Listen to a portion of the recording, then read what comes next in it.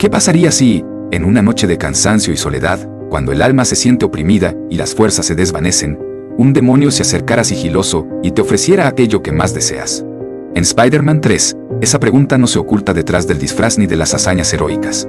Se muestra con crudeza, con el rostro de Peter Parker marcado por la duda y la tentación. Porque el verdadero enemigo no es Venom, ni el hombre de arena, ni siquiera el espectro de un amigo convertido en rival. El verdadero enemigo es el reflejo que aparece cuando nos miramos demasiado tiempo en el espejo. Ese fragmento de sombra que late en silencio, esperando el momento de gobernarnos. El simbionte negro no es simplemente un alienígena, sino una metáfora de la arrogancia, del rencor que nos susurra que la venganza es justicia. Es la voz que todos conocemos, la que nos invita a hundirnos en la dulce comodidad del odio. Y Peter, como cualquiera de nosotros, cede a esa voz.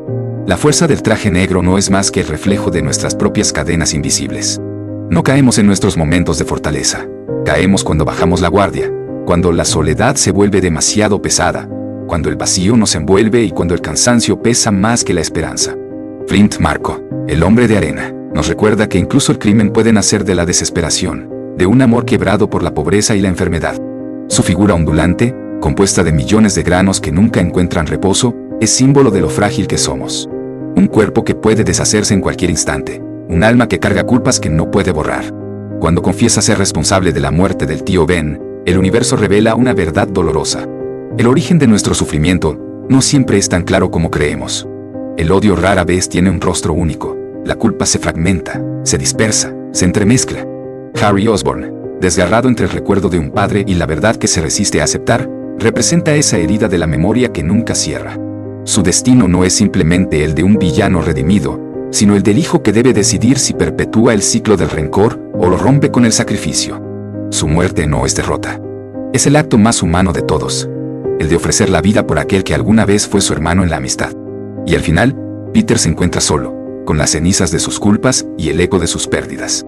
Aprende lo que la humanidad ha tardado milenios en comprender: que el perdón no es un regalo que ofrecemos a los demás, sino la única forma de liberarnos de nosotros mismos.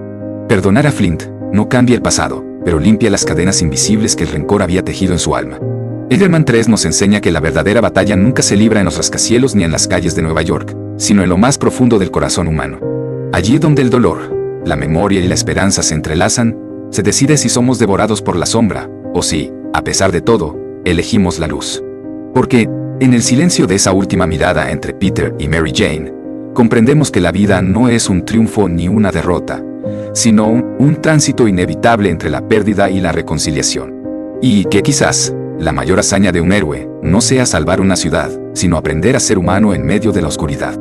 La historia nos revela que la verdadera batalla no se libra contra Venom, ni contra el hombre de arena, ni siquiera contra el recuerdo de Harry. Esa guerra es apenas un reflejo. La batalla más profunda ocurre en el interior, en el alma que debe decidir si sucumbe a la sombra o se aferra a la luz. Y Peter, al final, nos muestra que vencer no significa destruir al enemigo, sino perdonarlo.